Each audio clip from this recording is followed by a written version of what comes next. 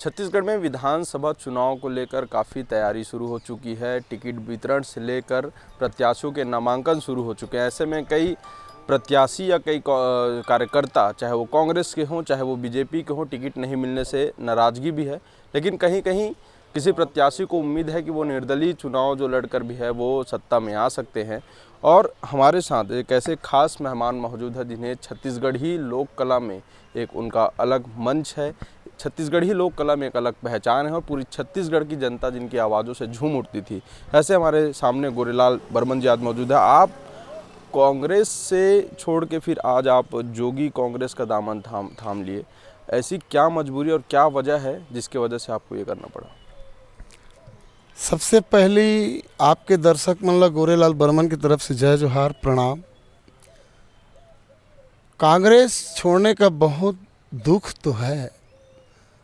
कांग्रेस छोड़ने का सबसे बड़ा कारण है, मैं राजनीति में अगर मेरे जैसे कलाकार व्यक्ति आया है तो मैं ये समझता हूँ राजनीति एक सेवा का मंच है। पामगढ़ विधानसभा क्षेत्र मेरा कर्म भूमि है, मेरा जन्मभूमि है और पामगढ़ विधानसभा के जनता जनार्दन की सेवा के लिए मैं राजनीति में आया हूँ। लेकिन कांग्रेस हाईकमान ने जन भावनाओं का कोई सम्मान नहीं किया, कोई कद्र नहीं की। मुझे दुख है इस बात का, लेकिन जनता का फैसला सर्वोपरि होता है। जोगी जी ने छत्तीसगढ़ राज्य के लिए ये मंच बनाया है, जोगी जनता कांग्रेस। ये फैसले छत्तीसगढ़ से होते हैं, इसलिए आज मैं इस मंच में शामिल होके आम जनता के दरबार में जा रहा हूँ। मेरा भविष्य पामगढ़ विधानसभा की जनता तय करेगी। ये आप 2018 के चुनाव में हार गए थे। कांग्रेस में इस वक्त जब जो सीट बटा, जब टिकट मिली लोगों को, तो कुछ ऐसे भी लोग थे जो सिटिंग विधायक है, उनकी भी टिकट काटी गई। और जो जैसे आप बोल रहे हैं कि जनता का हमेशा प्यार मिला है, पिछला चुनाव हार गए थे तो क्या हुआ, और मेहनत की और इस बार उम्मीद थी आपको कि इस बार टिकट मिलेगी और पूरी अच्छे मतदान के साथ आप जीत हासिल करेंगे। आपने जोगी कांग्रेस के अलावा किसी अन्य पार्टी से आप संपर्क किए या पार्टी संपर्क किए? आम आदमी पार्टी भी छत्तीसगढ़ में 45 सीटों पर अपना दावेदारी कर रही है, हालांकि उसकी सूची तो पहले जारी हो चुकी है। तो जोगी कांग्रेस में लड़कर या फिर निर्दलीय भी प्रयास हो सकता था? मैं एक बात बता दूं आपको, कांग्रेस के हाईकमान से मेरी कोई शिकायत नहीं है। राष्ट्रीय स्तर पे राहुल गांधी जी बड़े अच्छे इंसान हैं, सोनिया जी, प्रियंका जी, मल्लिकार्जुन खड़गे जी, यहाँ तक हमारे जो प्रभारी हैं कुमारी शैलजा जी, वो भी बड़े सुलझे हुए बड़े अच्छे व्यक्ति हैं। ये जो गड़बड़ किए हैं यहाँ के हमारे छत्तीसगढ़ राज्य के नेतृत्व जो लोग करते हैं वो गड़बड़ किए हैं। इन लोग कहते रहे कि सर्वे रिपोर्ट में जिसका नाम आएगा हम उसको टिकट देंगे। दिल्ली की सर्वे बताती है, राज्य का सर्वे, IB, सारे सर्वे में गोरेलाल बर्मन का नाम है, लेकिन आपने टिकट कैसे काट दिया? एक तरफ आप मस्तूरी सीट में 15,000 वोट से हारने वाले व्यक्ति को आप टिकट दे सकते हो, 3,000 से हारने वाले व्यक्ति का टिकट आपने कैसे काट दिया? जांजगीर चांपा में आप बसपा से जो पिछला चुनाव लड़े उसको टिकट दे सकते हो, कांग्रेस के लिए जो जी जान लगा रहा है उसका टिकट कैसे काट दिया? टिकट बांटने का मापदंड सर्वे नहीं है, नेताओं की अपनी खुद की पसंद है। मैं ये आरोप लगा रहा हूँ बड़ी जिम्मेदारी के साथ। तो छत्तीसगढ़ की जनता किसी नेता की पसंद पे वोटिंग करे, ये सर्वथा गलत है। लोकतंत्र में हमें विश्वास है, इसलिए जोगी कांग्रेस का चुनाव मैंने इसलिए किया कि यहाँ का निर्णय, जोगी कांग्रेस का निर्णय छत्तीसगढ़ में होता है, आप पार्टी का निर्णय दिल्ली में होता है। मैं किसी दल का विरोध नहीं कर रहा हूँ, मेरे मन में एक सेवा भावना है। पामगढ़ विधानसभा की जनता का हक और उसका मान सम्मान और स्वाभिमान की रक्षा के लिए मैं कृत संकल्पित हूँ और इसलिए अब मैं हाईकमान का दरवाज़ा अंतिम तक खटखटाया। अब मैं थक गया, हार गया। अब मैं जोगी कांग्रेस का हल चलाता हुआ किसान का सिंबल लेके मैं अपने पामगढ़ विधानसभा की आम जनता के बीच जा रहा हूँ। मेरा भविष्य का फैसला उनके हाथ में है। तो ये तय मान ले कि अब गोरेलाल बर्मन वापस कभी कांग्रेस की शरण नहीं लेंगे। अभी तो सर्वथा नहीं। गोरेलाल बर्मन एक वो बंदा है, छत्तीसगढ़ राज्य बनने के बाद यही अजीत जोगी हैं जिन्होंने मुझे कांग्रेस में लाया। अजीत जोगी जब पार्टी से बाहर चले गए, मैंने उठा के नहीं देखा उनको, क्योंकि मैं दल में था। मेरी निष्ठा, मेरी आस्था कांग्रेस पार्टी देख चुकी है और छत्तीसगढ़ की जनता देख चुकी है। आज मैं अपने मन से कांग्रेस नहीं छोड़ा हूँ, कांग्रेस के नेताओं ने मुझे मजबूर किया है। जो षड्यंत्र कर रहे हैं ना कि गोरेलाल बर्मन को हम ख़त्म कर देंगे राजनीति से, मेरी राजनीतिक हत्या करने का प्रयास किया गया है।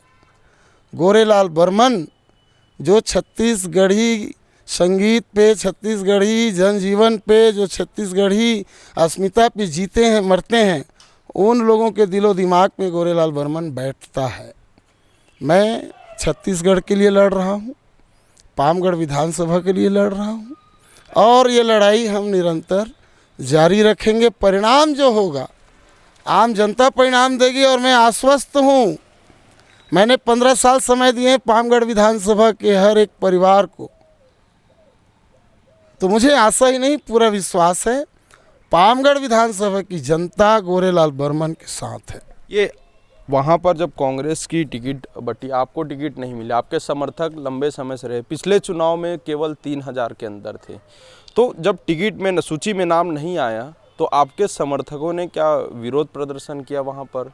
किस तरह की स्थिति रही? अब चूंकि टिकट नहीं मिला है, आपने जोगी कांग्रेस का शरण ले लिया, तो क्या वहाँ पर कांग्रेस की सीट पर इसका प्रभाव पड़ेगा? अंतिम समय तक सारे मीडिया में, सारे पेपर में हमारा नाम रहा। जब नॉमिनेशन लिस्ट डिक्लेयर हुआ तो हमारे क्षेत्र के 200-250 कार्यकर्ता राजीव भवन में आके धरना दिए, निवेदन किए कि ये शेषराज हरबंश जिसको आप टिकट दिए हो, ये बिलासपुर में रहती है, 2013 में भी ये लड़ी थी चुनाव, मैंने इनका विरोध नहीं किया था, मैंने इनका झंडा उठाया, मदद किया कि चलो पार्टी का नियम है, पार्टी ने जो निर्णय ले लिया वो स्वीकार है। लेकिन ये जो 2018 में अभी जो इन्होंने किया, बहुत ही गलत किया। क्षेत्र के आम जनता और कार्यकर्ता 1 साल से मांग करते रहे कि हमारे स्थानीय प्रत्याशी में किसी को दिया जाए, लेकिन इन्होंने एक नहीं सुनी। अच्छा, एक सवाल है, ये स्थानीय प्रत्याशियों की मांग कांग्रेस से लगातार अलग अलग क्षेत्रों से, चाहे हम कोटा की बात करें, बिलासपुर की बात करें, सब जगह से स्थानीय प्रत्याशियों की मांग रही है। कांग्रेस पार्टी का कहना है कि वो सर्वे के आधार पर टिकट वितरण कर रही है।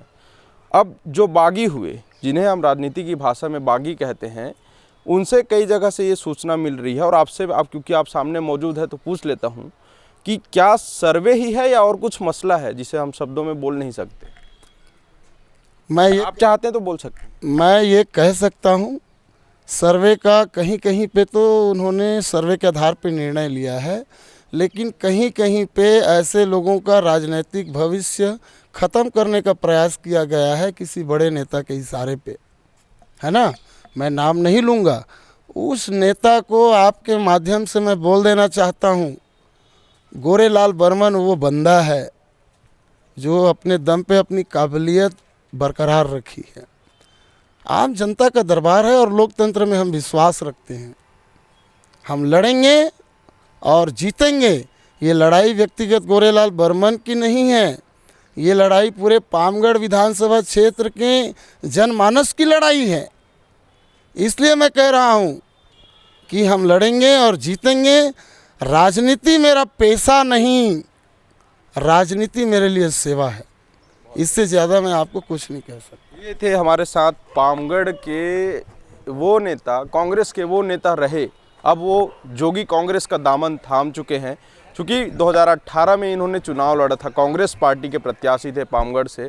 अब चूँकि ये जो 3000 वोटों से ही ये हारे थे, इन्हें उम्मीद थी, ये 5 साल पूरा मेहनत किए, इन्हें उम्मीद थी कि पार्टी इन्हें एक बार फिर मौका देगी और ये उस मौके पर पूरी तरह से खरा उतर पाएंगे। लेकिन पार्टी के जो आला कमान है छत्तीसगढ़ के जो नेतृत्व के जो नेता हैं उन पर इन्होंने आरोप लगाया है कि इनकी इशारों के चलते सूची में नाम होने के बाद भी, सर्वे सूची में नाम होने के बाद भी इन्हें टिकट नहीं दिया गया। हालांकि अब ये जोगी कांग्रेस का दामन थाम चुके हैं और अब देखते हैं कि इस विधानसभा चुनाव में गोरेलाल बर्मन को कितना विजय प्राप्त होता है, कितने मतदान मिलते हैं, जनता कैसे इन्हें समर्थन देती है, जनता का मंशा क्या है, ये चुनाव के बाद पता चल जाएगा।